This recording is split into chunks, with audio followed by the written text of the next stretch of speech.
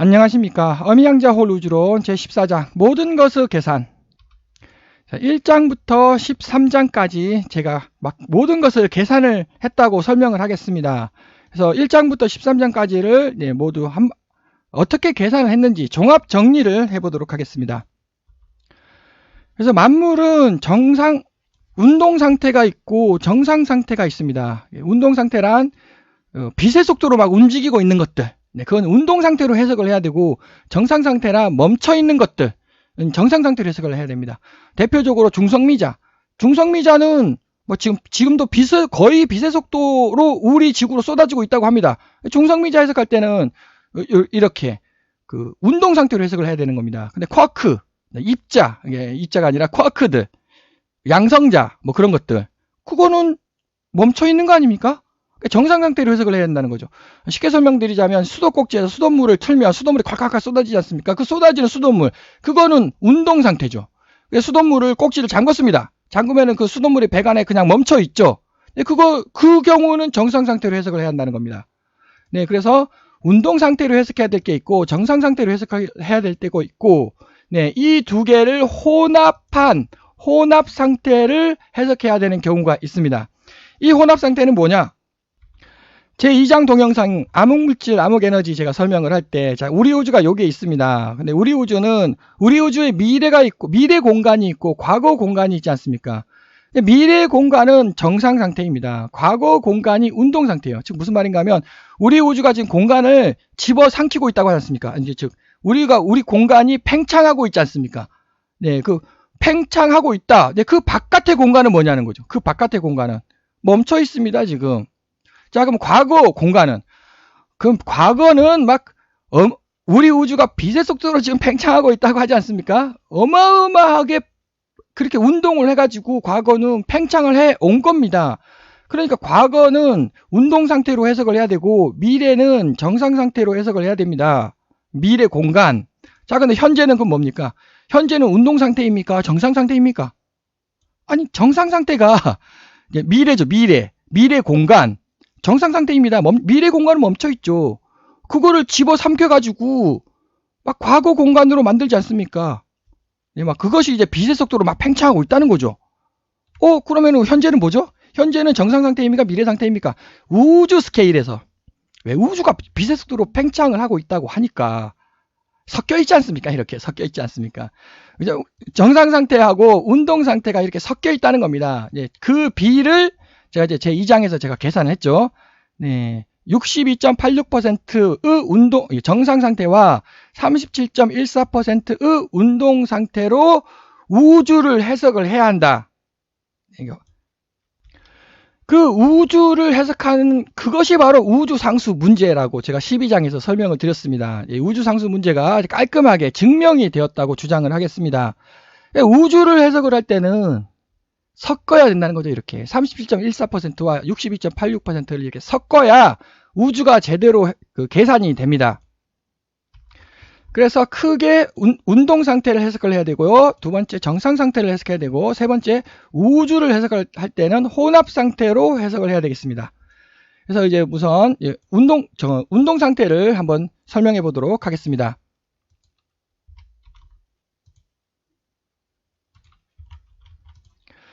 자, 만물은 6개의 근본 입자로 이루어져 있다. 제3장 입자 물리학의 표준 모형에서 제가 설명을 드렸죠. 전자 중성미자, 뮤온 중성미자, 타우 중성미자, 요거, 그 다음에 그래비톤, 포톤, 글루온, 이게 만물의 기본 입자입니다. 이 6개만 알면 나머지 것들은 모두 다 계산이 된다. 이제 우주 상수, 허블 상수, 이제 우리 우주 나이 몇 살입니까? 몇 년입니까? 우리 우주 나이. 허블 상수, 우리 우주 나이까지 계산이 된다. 모든 것이 다 계산이 된다라는 거죠. 이 6개만 알면. 그래서 새로운 표준 모형을 제가 이렇게 제안을 했습니다. 이렇게. 그래서 이 6개의 조합, 나머지들은 이 6개의 조합 입자들이다. 그래서 전자 중성미자, 뮤온 중성미자, 타우 중성미자, 그 다음에 그래비톤, 포톤, 글루온, 이 6개의 질량만 알면 모든 것이 계산된다. 자, 그런데 문제가 뭐냐? 이 두 개만 측정이 되었습니다. 미온 중성미자 170kg 일렉트론 볼트, 타우 중성미자 15.5 메가 일렉트론 볼트, 이 두 개만 측정이 되었어요. 문제가 발생을 했다는 거죠. 6개를 알아야 합니다. 6개를. 이거 하나, 둘, 셋, 넷. 4개가 지금 모르고 있습니다. 그러니까 근찾기가 되는 겁니다. 시행착오법. 자, 알고 있는 게 뭐냐? 자, 여기 전자중성미자 질량, 전자질량, 뮤온 질량, 타우 질량, 이 3개를 알고 있습니다. 그렇구나. 네, 그래서 그 다음에 이 타우 값, 타우 값이 약간 부정확합니다. 15.55죠. 근데 저는 15.494로 하겠습니다. 왜냐하면 15.5나 15.494나 같은 숫자 아닙니까? 네, 근데 보다 정확하게 주어져야 됩니다. 그 이유가 중력 때문에 그래요. 여기서 15.5로 주면은 중력값이 약간 바뀝니다. 이게 정확히 5.906이 안 나와요. 네, 그래서 요것이 약간 불안정하다. 이게 15.5예요. 15.5. 근데 15.494나 이 값을 넣겠습니다. 이제 이것을 거꾸로 풉니다. 거꾸로 이렇게 풀면 이제 타우 값이 15.494로 나온다는 거죠. 네, 결국 이 값을 주는 것이 아니라 이 값을 주도록 하겠습니다. 자, 그래서 몇 개입니까? 하나, 둘, 셋, 넷, 5개. 한 개 더. 자, 전자중성미자, 전자기력의 그 결합상수 131.036분의 1. 또 이것도 정확한 값이죠. 그래서 몇 개입니까? 하나, 둘, 셋, 넷, 5, 6. 거꾸로 문제를 풀어야 합니다. 그 거꾸로 문제를 푼 최종 결과가 이거라는 거죠. 지금 제가 이렇게 제시하는 이거. 여기서 이제 마지막 하나, 요거. 이게 나머지는 다 아주 정확해요. 아주 정확합니다. 숫자가. 이것도 정확합니다. 이것도 아주 정확합니다. 여기 하나 불안정하네요. 실험 측정은 170kg 일렉트론 볼트로 줬습니다. 네, 근데 그게 아니다. 170점 띵띵, 띵띵을 이제 줘야 되겠습니다. 이것도 약간 틀린 거죠. 이것 때문에. 170점 띵띵 때문에 약간 틀린 숫자가 되겠습니다. 그래서 계산을 출발을 해보겠습니다. 그럼 우리 공간의 양자 차원이 얼마냐? 네, 여기서 확실하게 준 건 이거니까 이 3개는 확실하게 주지 않았습니까? 네, 그러니까 화살표를 따라가겠습니다. 이렇게 가보면 전자는 4차원이, 전자 중성미자는 4차원에 존재한다. 뮤온 중성미자는 5차원에 존재한다. 타우 중성미자 그 차원이 계산이 됩니다. 그 계산하는 것이 제6장 공간의 차원. 제가 계산을 할 때, 자, 요 3개는 엄밀하게 주어져 있습니다. 정확하게 주어져 있습니다. 그러니까 이것이 저의 논리, 조합입자라고, 조합입자죠. 막 조합되지 않았습니까? 이 조합입자라는 논리에 맞기 위해서는 이걸 거꾸로 문제를 풀어갑니다. 그 거꾸로 문제를 푼 게 이거고, 최종 결론. 우리 공간은 6.00108. 이것이 이 숫자로 되어야 제 논리가 정확히 맞습니다. 이렇게. 정확히 맞아요. 그래서 우리 공간은 6.00108이다. 라는 이제 차원이 결정이 됩니다. 그리고 이 논리로도 제가 설명을 많이 드렸죠. 이거 몇 차원입니까? 전부 다 6차원이죠. 근데 이거는 직선 공간 6차원. 이거는 양자 공간 6차원. 그럼 이거는 직선 공간 3차원과 가로 세로 높이 양자 공간 3차원 1세대, 2세대, 3세대의 합이라고. 결국 몇 차원입니까? 6차원이죠, 6차원. 거기서 이제 약간 찌그러져 있다는 겁니다. 6.00108. 그 약간 찌그러져 있는 그 뜻이 도대체 뭐냐는 이제 제2장 암흑에너지 제가 설명을 할 때 원래 6차원이에요. 정확히 6차원입니다. 근데 그건 우리 공간의 밖의 공간은 정확히 6차원인데 이것을 이제 빛의 속도로 우리 공간 밖을 잡아먹지 않습니까? 팽창하지 않습니까? 빛의 속도로. 그러니까 그게 그 영향을 받아가지고 6.00108로 차원이 약간 비틀어지는 겁니다. 자, 그래서 차원이 계산이 됐습니다. 자, 그러면 여기서 일단 요걸로 일단 구했다. 네, 일단 구했다고 이렇게 가정을 하고요. 이 두 개를 알고 있는 거죠. 네, 이걸로 이렇게 역으로 이렇게 풀면 타우 값이 나옵니다. 자, 그러니까 이 두 개를 일단 알고 있다. 네, 그 다음에 우리 공간의 차원은 6.00108이라고 계산하지 않았습니까? 그 다음에 요거 직선 0차원이죠. 직선이 존재하지 않습니다. 자, 화살표 방향으로 이렇게 따라가면은 여기서 갔다가 이제 오른쪽으로 가는구나. 오른쪽으로 가는구나. 오른쪽으로 가는구나. 자, 그 다음에 여기 어떻게 됩니까? 여기. 오른쪽이 존재하지가 않죠. 다 양자화가 돼버렸는데 거꾸로 돌 거 아닙니까? 거꾸로 요렇게. 네, 그래서 여기서 0차원이에요. 정확히. 이게 정확히 직선이 하나도 없습니다. 0차원입니다. 0차원에서 턴을 한다. 이것을 계산한 것이 제 7장입니다. 네, 자, 여기서 앞에서 아까 그 뮤온 중성미자 질량, 타우 중성미자 질량 주어졌죠. 그래서 2개 주어졌고 0차원에서 턴을 한다. 3개, 6.00108 차원에서 우주의 중심이 이룬다. 차원 중심이 이룬다. 4개. 이 4개만 알면 제 5장에서 제가 설명을 하였듯이 로그 타워 방정식이 만들어집니다. 우주의 변화도 해석이 되죠. 이게 타워 방정식 아닙니까? 미지수가 4개잖아요. PQAB, 네, PQAB 4개만 알면 모든 것이 타워 방정식의 모든 것이 계산이 됩니다. 그래서 바로 전자중성미자 질량은 0.15331이라고 바로 계산이 됩니다. 전자중성미자의 질량 아직 물리학에서 측정 못하고 있습니다. 왜냐? 너무너무 작아요. 너무너무 작아가지고 측정이 안 되고 있습니다.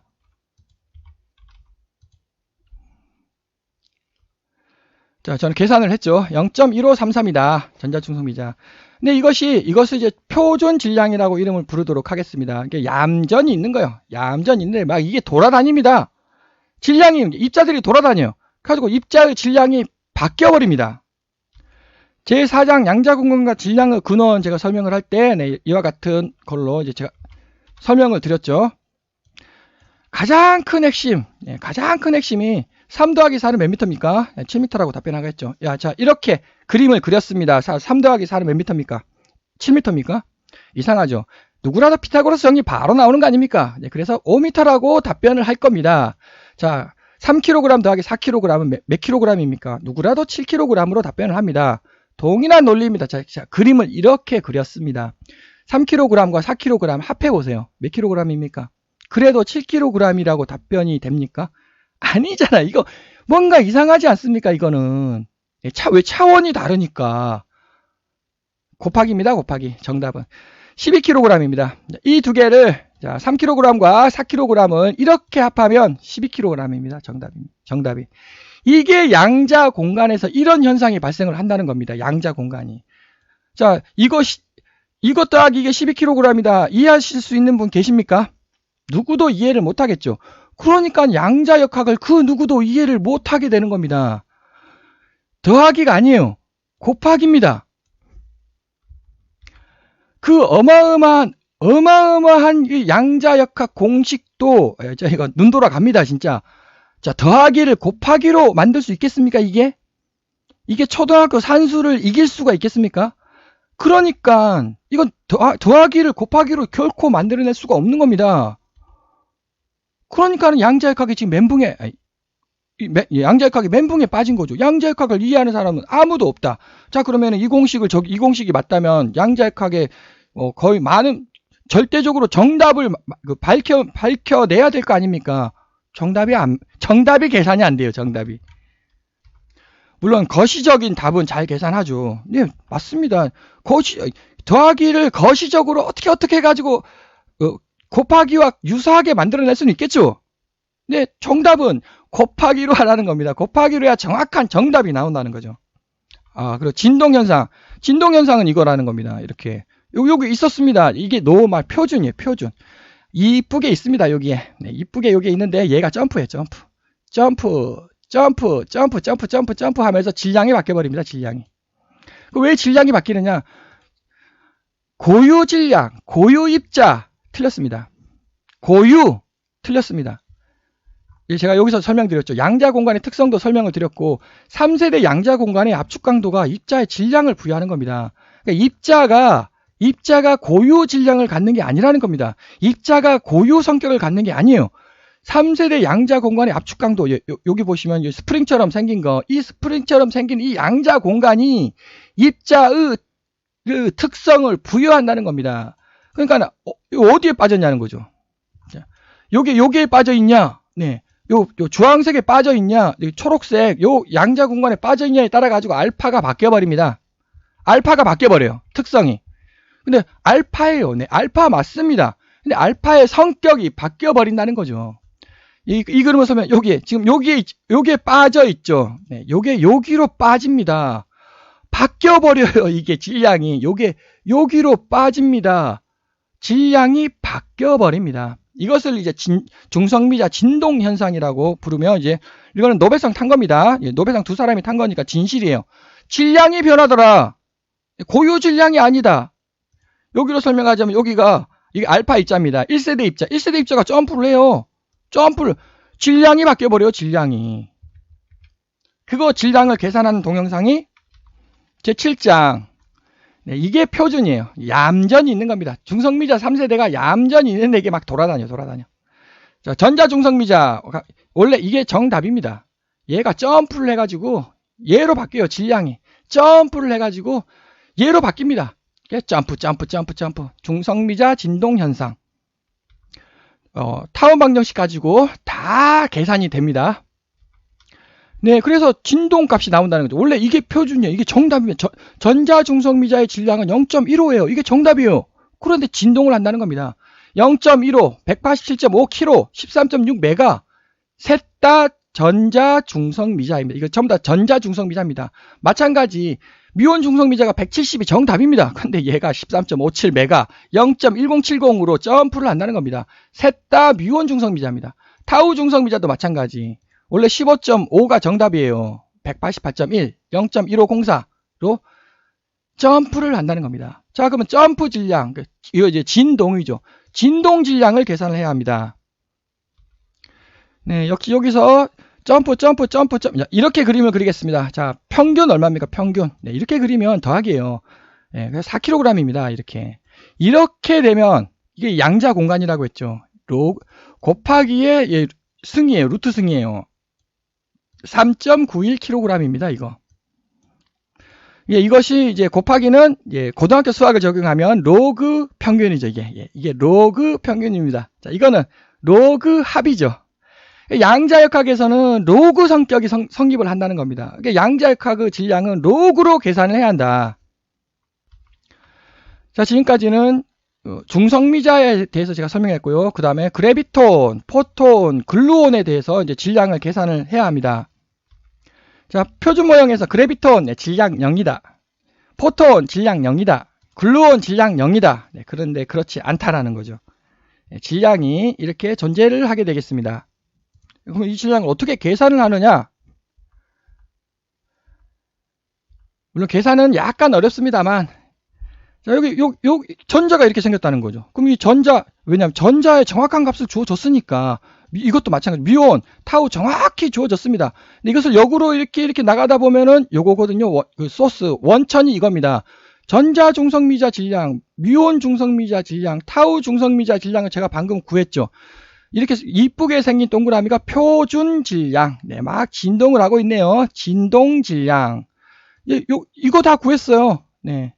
다 구했죠? 이건 이미 다 주어져 있잖아요? 그러면 요게 나오죠, 요게. 계산이. 그래비톤, 포톤, 글루온의 질량이 계산이 됩니다. 그 계산하는 것이 이제 6장 요 테이블과 제7장에서 여기 그래비톤, 포톤, 글루온. 자, 이것도 역시 진동을 합니다. 이건 표준이에요. 표준 질량이고 진동을 해요. 그래서 이와 같이 이제 막 진동을 하게 되겠습니다. 그래서 진동 질량도 다 타원 방정식으로 계산을 해냅니다. 이거는 이제 키네틱 운동 상태를 제가 계산한 거고요. 뒤에 바로 뒷장에는 정상 상태 중성미자 질량과 이제 그래비톤, 포톤, 글루온 값이 되겠습니다. 정상 상태는 조금 이따가 설명을 드리고요. 그래서 그래비톤은 음수 10승이죠. 이거 측정 못합니다. 포톤 0.16 일렉트론 볼트. 이것도 측정을 못할 것 같습니다. 왜냐면은 이거 아직 측정 1.1 일렉트론 볼트 이상만 측정할 수 있어요. 지금 이거 측정 못하죠. 포톤 측정 못하네요. 글루온 114.7 일렉트론 볼트. 이거는 글루온은 물리학에서 측정을 할 수가 있을 것 같습니다. 자, 근데 포톤, 광자의 질량은 거의 0에 가깝다. 자, 이거 0.16 엄청 나를 상대적으로 광자에 비해서는 상대적으로 큰 겁니다. 광자하고 뭐 거의 0에 가깝다는 게 거의 완벽히 증명이 됐다. 네, 절반 맞고 거기서 절반이 틀렸다는 겁니다. 광자하고 빛하고 구분을 해야 돼요. 사장에서 설명을 드렸듯이 광자는 입자죠. 네, 입자는 양자 공간 속에 있는 겁니다. 이제 이건 베타 계열이에요. 광자는 여기에 들어 있습니다. 그러니까는 자, 그럼 전자는 알파 계열이에요. 그러니까 밑에 하나, 네, 위에 하나. 여기는 업스핀, 여기는 다운스핀. 그래서 전자는 양자 공간에 2개만 들어간다는 겁니다. 자, 그럼 광자는 베타 계열이거든요. 예, 베타. 생긴 모양이 동글 광자 몇 개 들어갑니까? 예, 수없이 들어가죠. 이거 같은 공간입니다. 같은 공간에 광자는 수없이 들어가고, 이게 글루온입니다. 글루온은 또 거의 뭐 무한대로 들어가네요. 글루온은. 자, 그래서 광자가 같은 공간에 광자가 계속 들어가는 거예요. 그것이 바로 중첩 아닙니까? 중첩. 엄청나게 중첩이 된다고. 그래서 요것이 보시면 어떻습니까? 이 스프링 아닙니까? 스프링. 양자 공간의 압축 강도. 압축이 엄청 되어 있지 않겠습니까? 그래서 광자가 질량을 갖게 된다는 겁니다. 0.16 일렉트론 볼트. 자, 근데 이 광자를 흔들어요. 흔들면 짠 하고 이쪽으로 튀어나오겠죠. 여기로 튀어나왔다. 광자가 여기에 있으면 입자일 수 있겠죠. 왜 동글동글 양자 공간이 동글동글하니까, 이 스프링이니까 스프링에 갇혔습니다. 그럼 동글동글 해야죠. 자, 여기입니다. 여기 우리 세상에 나타났습니다. 여기 우리 세상이에요. 우리 세상 공간. 여기 동글동글 합니까? 이거 아니잖아요. 이거는. 그래서 이게 파동으로 팍 풀어지는 겁니다. 자, 파동이 됐습니다. 이제 베타가 파동으로 풀어졌습니다. 그럼 왜 풀어지느냐? 열린 입자. 입자는 모두 열렸다. 열린 입자다. 네, 여기는 없는데, 입자라고 부르면 안 된다. 열린 입자라고 불러야 된다. 그래서 이게 열렸어요. 그래서 이게 이렇게 파동으로 이렇게 펼쳐집니다. 그러면 어떻습니까? 질량이란 뭡니까? 질량이란 고유 질량이 아니라고 제가 설명을 드렸죠. 압축 강도가 입자의 질량이 되는 겁니다. 여기 우리 공간, 여기 압축 강도가 세죠?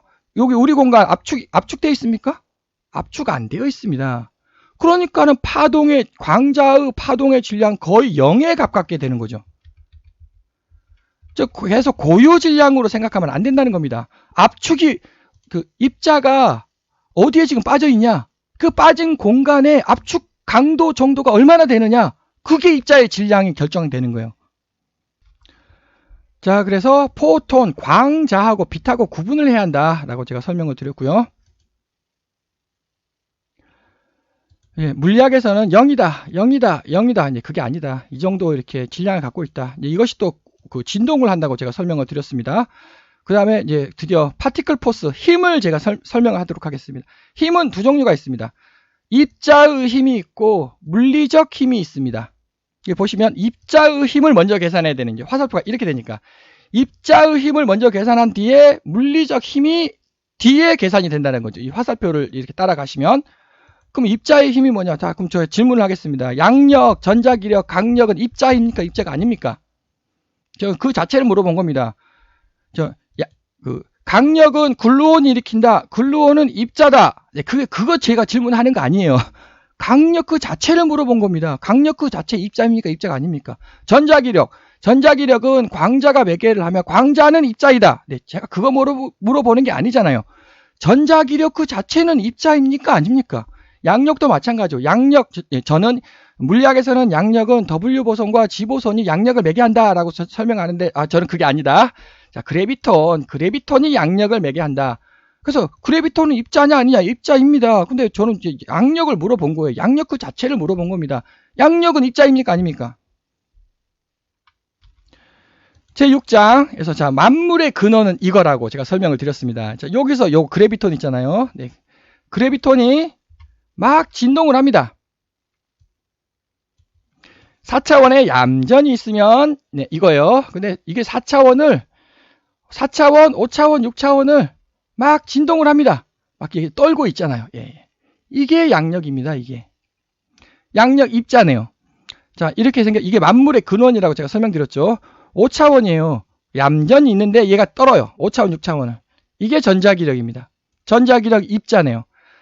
이게 글루온과 타우 중성미자, 네, 이렇게 있네요. 얘도 6차원을 떨어요. 예, 이것이 강력입니다. 힘은 입자입니다. 즉 힘의 모양은 중성미자가 만들어요. 전자 중성미자, 뮤온 중성미자, 타우 중성미자가 힘의 모양을 만들고요. 그래비톤, 포톤, 글루온이 힘을 매개합니다. 그래서 이것은 무슨 힘입니까? 입자의 힘이죠. 입자 힘이죠. 입자 힘. 그러면 중력은 뭐냐? 네, 중력은 양자역학이 아닙니다. 자, 이거 전부 다 양자역학이죠. 중력은 여기서 요거 있잖아요. 그래비톤. 중력자. 이 중력자가 4차원 허공으로 이렇게 빠져버려요. 요게 중력이에요. 요게. 그러니까 그 작용 방향이 전혀 다르죠. 그러니까 양력, 전자기력, 강력은 통합이 되는 것이고 중력은 완벽하게 다른 놈입니다. 중력은 양자역학이 아니다. 자, 그러면은 강력의 질량 얼마입니까? 강력의 질량을 물어보는 강력 몇 일렉트론 볼트입니까? 계산되죠, 당연히. 여기서 이미 다 계산해 놨지 않습니까? 이거 진동시키면은 바로 계산됩니다. 예, 전자기력 질량, 양력 질량 바로 계산되죠. 그 질량을 계산한 것이 제8장 강력, 전자기력, 양력, 중력의 통합에서 이제 이와 같이 해서 입자의 질량을 제가 계산을 했습니다.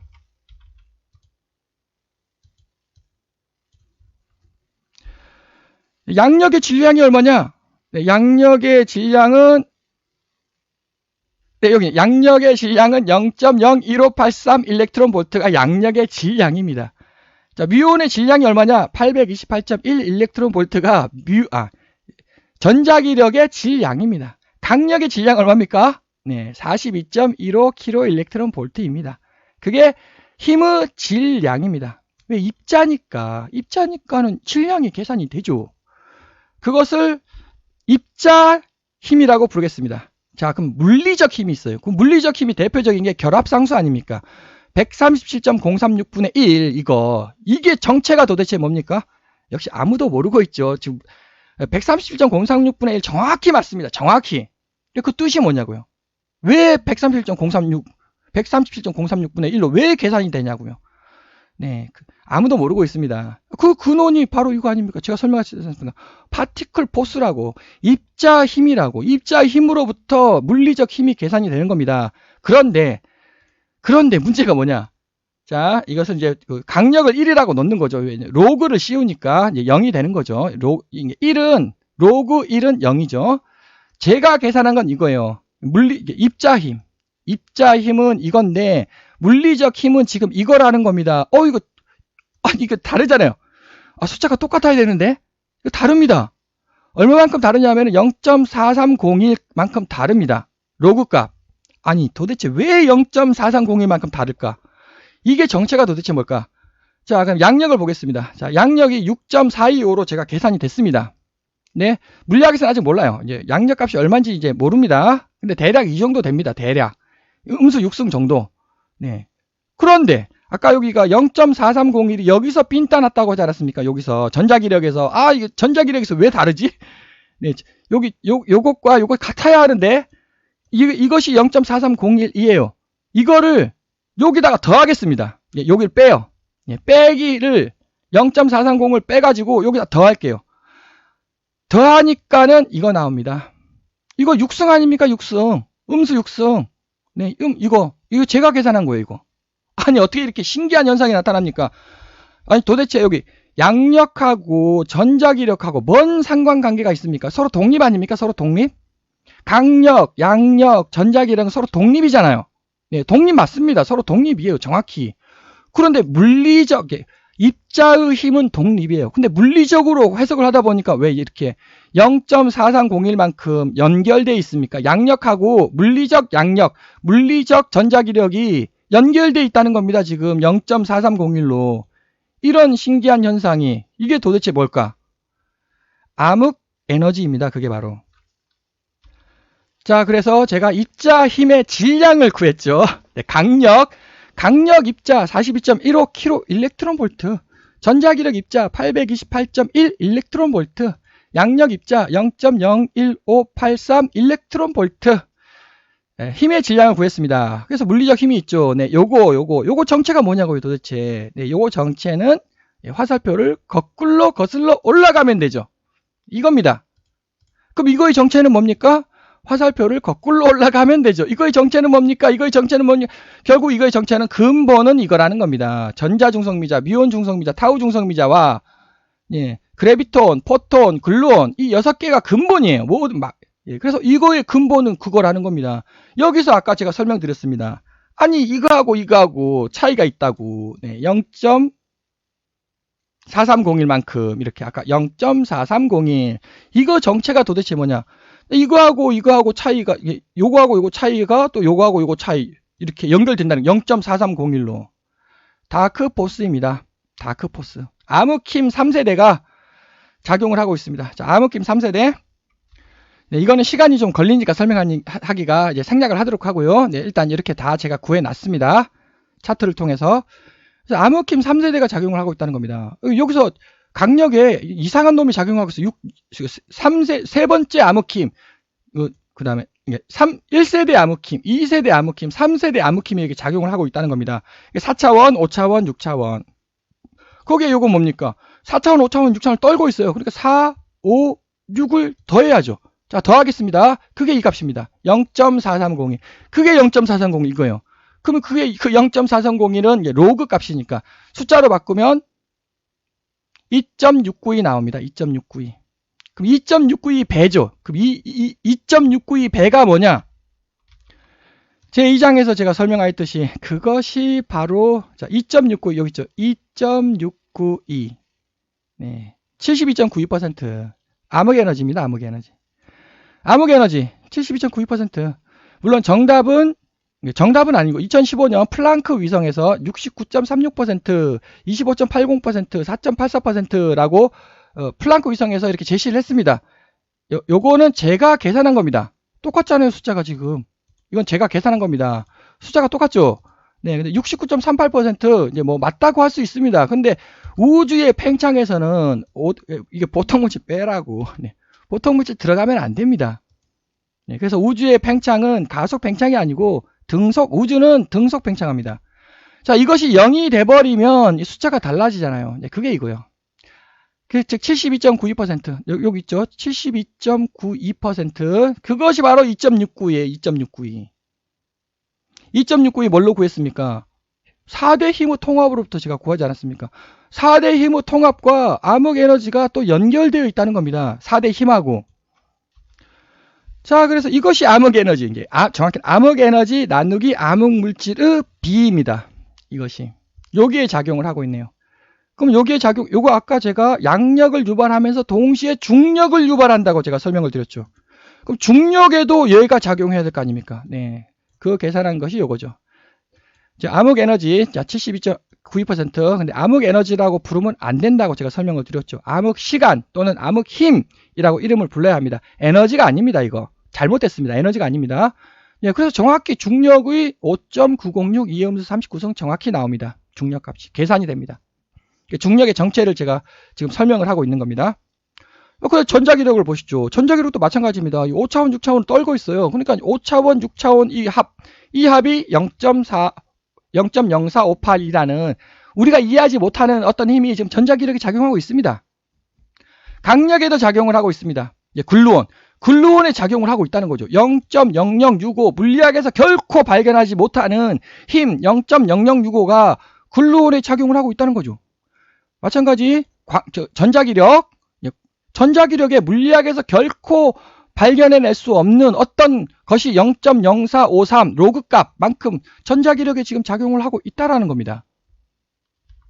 자, 그래서 이건 물리학에서 결코 밝혀낼 수 없는 겁니다. 그러니까 다시 137.036분의 1 이거 정체가 뭡니까 도대체? 물리학에서 결코 발견을 해낼 수가 없는 겁니다. 이거 정체는 밝혀낼 수가 없습니다. 자, 그래서 다크포스를 제가 설명을 드렸고 그 다크포스가 암흑힘 3세대가 바로 암흑에너지하고 암흑물질의 비라는 거죠. 이게 화살표가 지금 이렇게 가지 않습니까? 이렇게. 특히 정확히는 양력 요거 2.692 이거 0.4301 2.6 요것이 바로 암흑에너지와 암흑물질의 비예요. 72.92% 27.08% 이게. 암흑에너지까지 제가 설명을 했습니다. 자, 이번에는 쿼크에 대해서 제가 설명을 해보도록 하겠습니다. 자, 업, 참, 탑, 쿼크가 있죠. 그런데 자, 요 화살표를 가시면 이제 이거예요. 만물은 이겁니다. 전자중성미자, 미온중성미자, 타우중성미자의 조합이 업, 참, 탑, 쿼크라는 겁니다. 역시 이 표준 모형에서 업, 참, 탑, 쿼크는 기본 입자다. 자, 쿼크 안 깨진다 아닙니까? 기본 입자라는 뜻은 안 깨진다. 깨진다는 겁니다. 쿼크 이렇게 생겼다는 거죠. 이렇게. 자, 쿼크를 깨뜨려보자. 이게 깨지지 않겠습니까? 네. 가장 바깥에 있는 껍질이 깨지겠죠. 네. 이거 좀 참고, 깨지면서 이게 점프를 합니다. 이렇게. 점프를, 진동현상을 생각하시면 됩니다. 참쿼크로 바뀌었습니다. 참쿼크를 깨뜨려보자. 그럼 최외곽 껍질이 깨지지 않겠습니까? 네. 이거 점프를 합니다. 또 진동현상을 생각을 하시면 되죠. 타쿼크로 바뀝니다. 네. 옵참탑. 조합입자라는 겁니다. 그 업참탑 쿼크 계산하는 것은 이제 제 9장 동영상에서 제가 이렇게 아주 정확하게 거의 뭐 정답에 가깝게 물리학에서 제시하는 숫자와 정답에 가깝게 계산을 해냈습니다. 그런데 여기서 또 하나 더 주의해야 될 점. 업참탑 다운스트레인지 바텀 6개 있잖아요. 네, 측정을 해야 될 거 아닙니까? 탑 쿼크만 측정이 된다고 합니다. 저도 이거 한 며칠 전에 알았습니다. 저는 이거 전부 다 측정값인 줄 알았습니다. 근데 그게 아니네요. 계산값이네요. 예, 전부 다 이렇게 요 5개 있잖아요. 이건 계산값이고요. 탑커크만 뭐 이와 같이 한 100개 정도 측정을 했나 봅니다.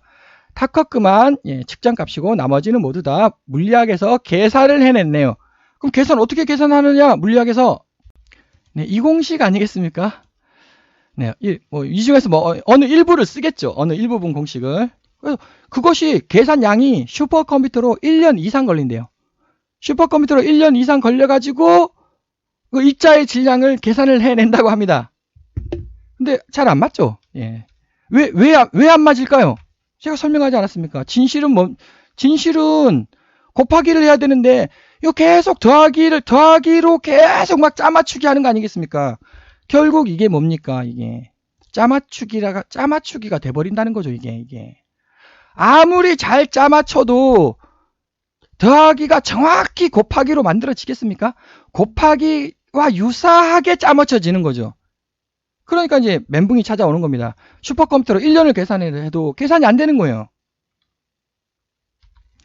그런데 저는 타운 방정식에 곱하기로 하라고, 곱하기로. 곱하기는 로그 합이죠. 이거 가지고 아주 간단하게 업, 참, 탑, 쿼크의 질량을 여기서 아주 간단하게 계산을 해냈습니다. 네, 여기에 있고요. 뭐 답은 거의 정답에 가깝습니다. 쿼크. 쿼크. 물리학에서 지금 2.2 아니면 2.3의 경향이 아주 강합니다. 2.2 아니면 2.3. 그럼 2.25 아닙니까? 평균 2.25. 2.25. 자, 참쿼크. 170 아니면 1270 아니면 1280이래요. 그럼 1275 아닙니까? 1275. 탑쿼크 지금 측정의 평균이 172.76입니다. 172.39. 자, 그런데 여기서 문제가 뭐냐면, 그럼 여기 정확히 이거 172.76이 아니고요. 네. 편차가 많이 큽니다. 여기서 이제 쭉 있죠. 네, 요거 편차가 크다. 네, 그 뜻이 되겠습니다. 그러니까 172.39가, 아니, 172.76이라고 이제 이렇게 났지만, 172.39가 맞을 수도 있는 겁니다. 근데 이것이 그럼 정확히 정답이냐? 제가 또 설명을 드렸죠. 다시 모든 것의 인풋 값은 요것이 지금 불안정해요. 170점 띵띵이 주어져야 되네. 띵띵이 안 주어졌네요. 170점 얼마입니까? 띵띵이 주어지면 보다 정확한 숫자가 계산이 되겠습니다. 근데 제가 민감도 분석을 해봤는데, 이것을 약간 이제 뒷자리 있잖아요. 뒷자리 숫자를 바꾸면서 계산을 해봤는데, 그냥 안 변하더라고요. 이게 무슨 말인가 하면 170점 띵띵을 줘도 똑같은 숫자로 계산이 됩니다. 그런데 지금은 운동 상태를 지금 해석을 하네요. 자, 근데 운동 상태로 계산을 하면은, 자, 여기 운동 상태를 지금 봐야죠. 운동 상태를 하니까. 운동 상태로 이렇게 보면은, 자, 2.45로 계산이 됩니다. 2.45. 약간 틀렸네요. 1345. 약간 틀렸네요. 운동 상태가 아닌 거죠. 자, 쿼크가 막 원자 속에서 쿼크가 빛의 속도로 직진합니까? 물론 빛의 속도로 떨고 있을 수는 있어요. 그 원자 핵에 갇혀가지고 떨 수는 있지만 빛의 속도로 직진은 그건 틀렸잖아요. 완벽히. 그러니까는 쿼크를 해석할 때는 운동 상태로 해석하면 틀린 답이 나오죠. 그래서 틀린 답이 나오지 않습니까? 이렇게. 자, 그래서 쿼크는 이제 껍질 페르미온과 속의 보손으로 이렇게 이루어져 있다라고 제가 주장을 했고요. 뭐 페르미온 보손 얘기는 생략을 하도록 하고, 페르미온이 뭐냐, 보손이 뭐냐, 그 얘기는 이제 생략을 하도록 하고요. 자, 그 다음에 이쪽을 보시면 다운스트레인지 바텀 쿼크에 대해서 또 계산을 해보겠습니다. 제 11장 동영상에서 다운스트레인지 바텀 쿼크에 대해서 이렇게 계산을 했고요. 당연히 운동 상태가 있고 정상 상태가 있고, 당연히 이거 운동 상태가 정답이죠. 정상 상태가 정답이죠. 근데 일단 운동 상태로 이렇게 한번 쭉 이 그림을 따라가지고 계산을 해보면, 오차가 약간 있습니다. 네, 오차가, 이게 정답인데 오차가 약간 있어요. 네, 그래서 이 쭉쭉쭉쭉 이게 다 계산을 했고요. 네, 이렇게 다 계산을 했고, 그래서 여기서 이제 제가 회색으로 칠한 거는, 이게 정답 아니라고, 검은색으로 칠한 것이 정답이 되겠습니다. 자, 이렇게 해서 쭉 나왔고, 그 다음 레디우스, 양성자 반지름 문제. 양성자 반지름 어떻게 됩니까? 제 10장 양성자 제가 설명을 할 때, 여기 양성자 반지름 문제란, 양성자 반지름을 측정을 했더니 두 가지로 측정이 된다는 겁니다. 하나는 0.8751이 측정이 되고, 다른 하나는 0.8414가 측정이 돼요. 두 숫자 차이가 큽니다. 자, 측정 값입니다. 둘 중에 하나 틀리거나, 둘 다 틀렸거나, 둘 다 맞거나, 이것을 양성자 반지름 퍼즐 문제라고 이름을 부릅니다. 제가 정확히 계산을 해냈죠. 이것은 측정 값이고요. 제가 계산한 값 0.8751. 똑같죠? 측정 값과 제가 계산한 값이 정확히 일치를 합니다. 그게 뭐냐면 이 공식을 썼습니다. 이 공식, 물리학 공식이 아니고요. 제가 만들어낸 공식인데, 하여튼 뭐 매우 간단한 수식 아닙니까? 결국 무슨 말이냐면 힘 곱하기 전하 반경 한 겁니다. 힘 곱하기 전하 반경에다가 그냥 3분의 8파이만 곱해준 것 뿐이죠. 이렇게 계산을 했더니 이렇게 나오더라는 겁니다. 0.8751. 자, 그럼 양력값, 여기서 양력이 들어가요. 1.0109. 물리학에서 양력의 정확한 값 모른다고 지금 제가 설명을 드렸죠. 1.0109. 그럼 1.0109? 네. 제 8장에서 양력의 값이 얼마냐? 8장에서 제가 계산을 했죠. 1.0109. 그 1.0109가 뭡니까? 결국 여기. 아니 0.4301이 도대체 뭐길래 이렇게 차이가 나냐고요. 여기서 0.4301, 그러니까 암흑 에너지 나누기 암흑 물질의 B를 뺐더니 이거 나오는 거 아닙니까? 1.0109. 그래서 그럼 그게 맞을까? 1.0109가 맞을까? 그 1.0109를 여기 수식에다가 대입했고 해놓고 문제를 풀었더니 0.8751 나오더라는 겁니다. 측정값 0.8751. 1.0109가 정답이라는 거죠, 이게. 자, 그래서 왼쪽이 뭐냐면은 자연적 상태예요. 자연적 상태. 그럼 오른쪽이 뭡니까? 오른쪽은 뮤오닉 수소라고 합니다. 실험실에서 강제적으로 만들어진 거죠. 그러니까 0.8751과 0.8414 둘 다 정답입니다. 둘 다 정답인데 이것은 그 운동 상태. 힘은 자연적 상태에서 힘은 운동하고 있습니까? 멈춰 있습니까? 빛의 속도로 운동하고 있죠, 힘은. 그러니까는 이것이 정답이에요, 이것이 원래. 근데 이것은 무슨 상태? 정상 상태. 힘이 어떻게 멈춰 있습니까? 근데 실험실에서는 힘을 멈출 수 있죠. 그것이 바로 뮤오닉 수소. 뮤오닉 수소가 자연계에 존재합니까? 존재 안 하죠. 그러니까 자연계의 정답은 0.8751이 되겠습니다. 네, 그 다음 G팩터. 제3장 입자 물리학의 표준 모형에서 제가 G-2 실험, G팩터에 대해서 제가 설명을 드렸고, 그 원인이 뭐냐? 네, 그 원인은 이미 제가 설명한 겁니다. 뮤온 때문에 그래요. 뮤온이 기본 입자입니까? 아니면 뮤온은 조합 입자입니까? 뮤온은 조합 입자죠. 네, 제가 설명드렸죠. 이게 뮤온입니다. 그럼 여기서 뭐가 이게 문제예요. 이게. 이것이 뮤온 자기장 속에서 얘가 반응을 하는 거예요. 얘가 이 반응을 놓친 겁니다. 왜 놓칠 수밖에 없냐? 아니 뮤온은 기본 입자니까. 네, 이렇게 보면 요것이 자기장에 반응할 거 아닙니까? 네, 그래서 그 값을 제가 거의 정확하게 또 계산을 했죠. 네. 자, 정답은 20.61. 예, 실험값과 이제 측정값과 계산값과 실험값 20.61. 저는 20.65. 2065. 2061 같은 값이죠. 자, 그래서 좌측이 모두 다 계산이 됐습니다. 이번에는 우측을 계산을 해야죠. 정상 상태를 계산을 해야죠. 자, 중성미자를 멈춰 보십시오. 중성미자 못 멈춥니다. 그럼 중성미자가 뭡니까? 중성미자가 뭔지도 모르는데 중성미자를 어떻게 멈추겠습니까? 이거는 중성미자가 뭐 거의 빛의 속도로 운동을 하고 있고 측정이 됩니다. 중성미자를 멈추라는 거죠. 그 멈출 수가 없어요. 왜? 중성미자가 안 잡혀요. 모든 것을 다 통과를 해버립니다. 통과를 해버리는데 어떻게 잡아가지고 멈출 수가 있냐는 거죠. 말도 안 되는 얘기죠. 자, 그러니까 아무것도 모릅니다. 그래서 다시 6개, 알고 있는 6개로부터 거꾸로 엄청 복잡하게 문제를 풀어야 합니다. 자, 알고 있는 거 전자, 뮤온, 타우, 요거는 같을 거다 라고 3개 있죠. 3개에 프로톤 질량 넣겠습니다. 938.272. 예, 이거 정확히 측정되어 있죠. 지보성값 91.1879 넣겠습니다. 예, 그래서 하나, 둘, 셋, 넷, 5개죠. 네, 하나 더 필요하죠.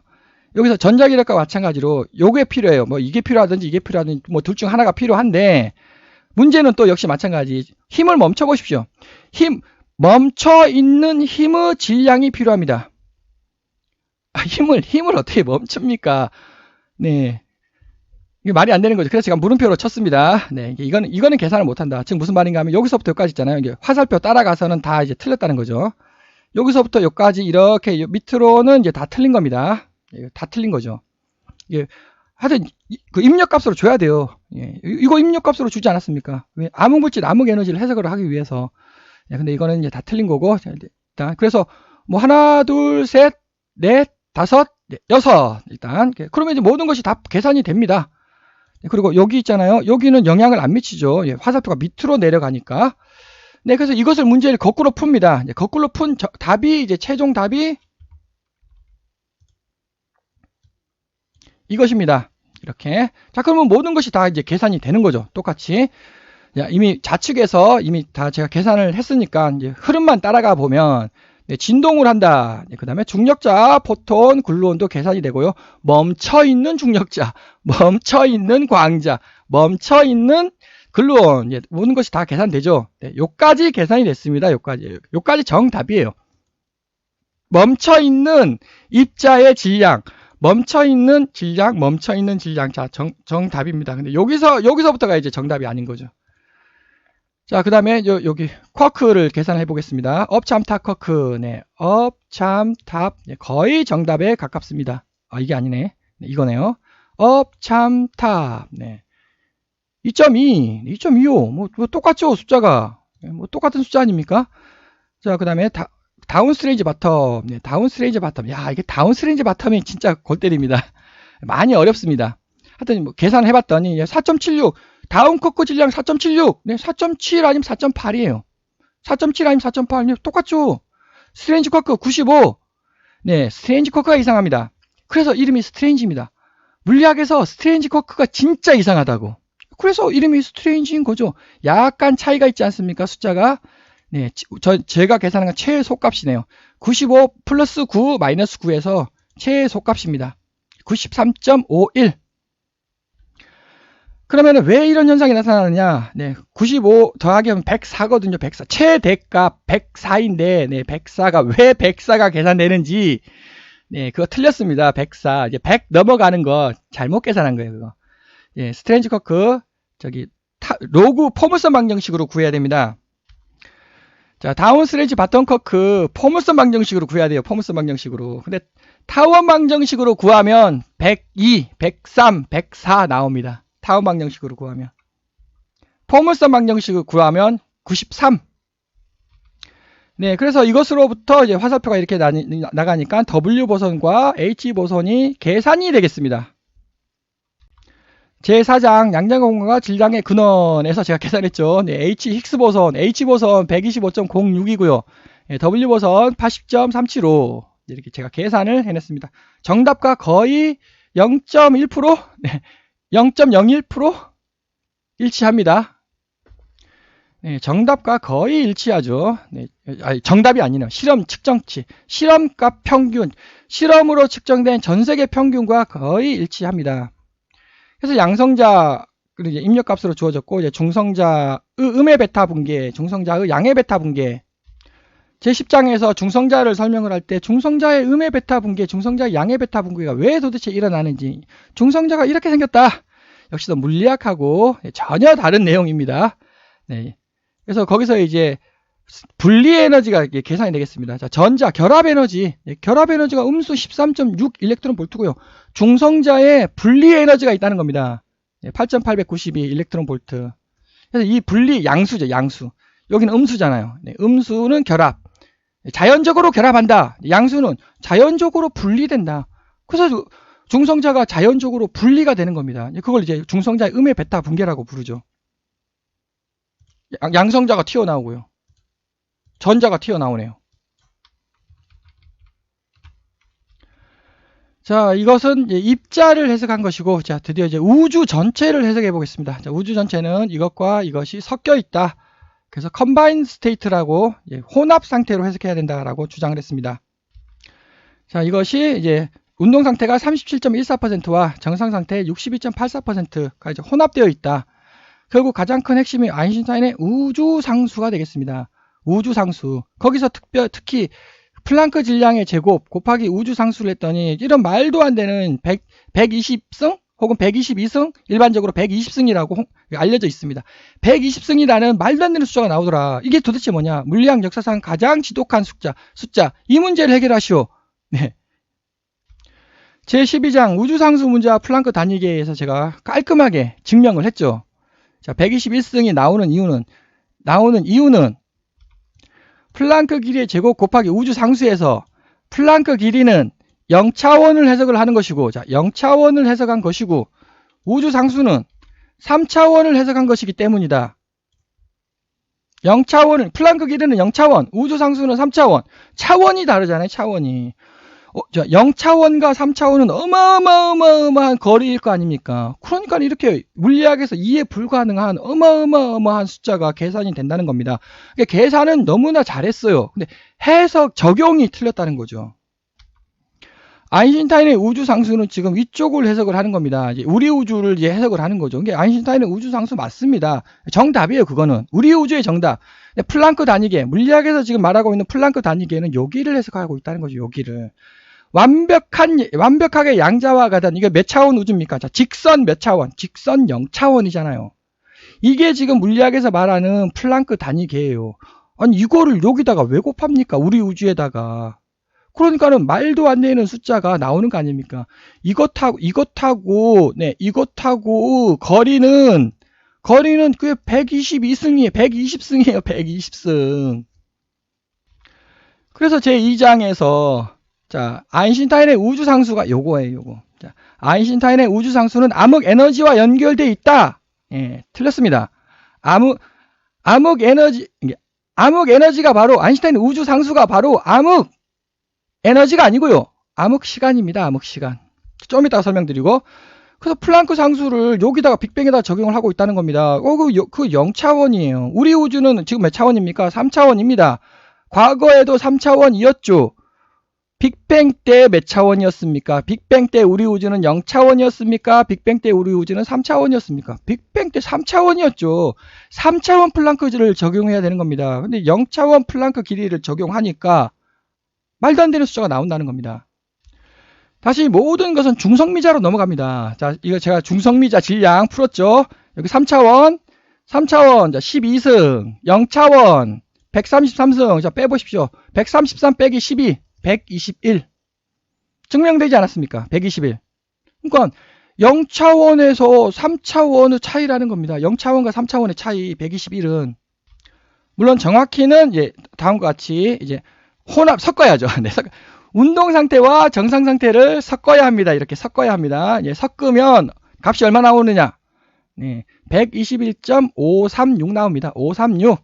네, 물리학에서는 이제 121.539. 아니 539나 536이나 같은 숫자죠. 정확히 일치한다는 겁니다. 그래서 3차원 나누기 3차원 얼마입니까? 1이죠. 1. 같은 차원끼리는 10의 0승이라는 겁니다. 10의 0승. 그러니까 10의 0승이 정답인 거죠. 그래서 아인슈타인의 우주 상수가 이렇게 나오지 않았습니까? 네. 이미 이거는 결정되어 있는 거죠. 사실 측정 혹은 계산되어 있는 거죠. 물리학에서. 이걸 이쪽으로 넘기면 되죠. 그러면 플랑크 길이가 나와요. 플랑크 길이가. 3차원 플랑크 길이가 계산이 됩니다. 그 3차원 플랑크 길이가 이제 시간으로 바꾸면 100.1억 년이라는 겁니다. 이게 바로 아인슈타인의 우주 상수이고, 사실 우주 상수라고 해서 하나 더, 아인슈타인의 우주 상수 시간이에요. 시간. 암흑 에너지가 아닙니다. 암흑 시간입니다. 해석의 기준은 아인슈타인의 우주 상수를 여기를 기준으로 이렇게 좌측으로 이렇게 가야 돼요. 이렇게. 빅뱅이 아니라는 겁니다. 이게 빅뱅 맞다. 근데 0차원 빅뱅이 아니죠. 3차원 빅뱅이죠. 3차원 빅뱅.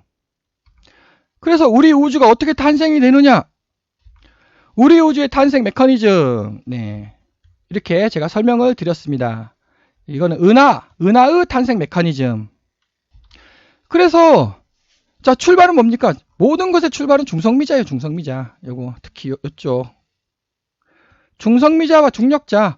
그것만 계산되면 아인슈타인의 우주상수, 허블 상수.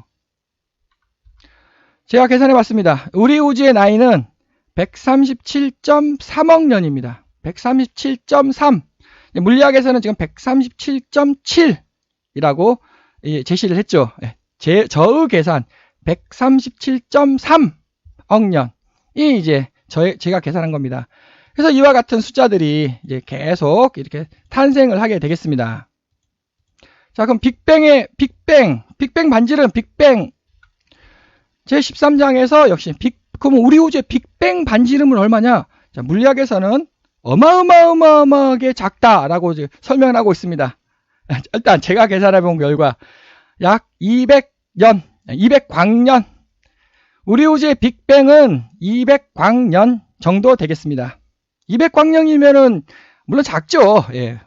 그런데 물리학에서 말하는 것보다 훨씬 큽니다. 200광년. 즉 여기 빅뱅이 일어났습니다. 어마어마하게 작은 게 아니고 그거는 0차원이고 200광년짜리가 짠 하고 탄생이 됐다는 겁니다. 그래서 끝으로 플랑크 단위계를 넘어서는, 플랑크 단위계에서 말하는 그 숫자를 넘어서는 것은 존재하지 않는다. 물리학에서 문제를 풀 수가 없다. 더 이상 그건 존재하지 않는다. 틀렸다는 겁니다. 물리학에서 플랑크 단위를 여기를 생각을 하고 있는 거예요. 그러니까 여기보다 작은 거는 존재할 수가 없죠. 여기서 뻥 터졌는데. 근데 이게 플랑크가 아니고요. 아인슈타인의 우주상수. 그게 우리 우주의 플랑크 상수입니다. 그게 바로 120승이냐 0이냐 그 차이죠. 요게 플랑크 상수예요. 요게. 그러니까 이거는 3차원 플랑크 상수고요. 그럼 0차원 우주가 존재를 합니다. 0차원 우주의 플랑크 상수는 지금 물리학에서 계산하고 있는 숫자는 여기라는 거죠. 여기. 그러니까 여기 숫자 이게 플랑크 상수보다 작은 숫자가 존재를 하게 되겠습니다. 그 작은 숫자가 음수 51승 초. 지금 음수 44승 초죠. 음수 44승보다 더 작은 숫자가 존재한다. 51승 초. 음수 51승 초. 전반적으로 훑어봤으며 핵심은 전자중성미자, 뮤온중성미자, 타우중성미자, 중력자, 광자, 글루온 이 6개가 만물의 근본이며 더하기가 아니라 곱하기로 계산을 해야 합니다. 이것이 핵심이 되겠습니다. 이거 이렇게 곱하기로 하지 않으면 물리학에서 영원히 계산 못하게, 정확한 정답은 물리학에서 영원히 밝혀낼 수 없을 것이라고 확신합니다. 장시간 시청해 주셔서 감사드립니다.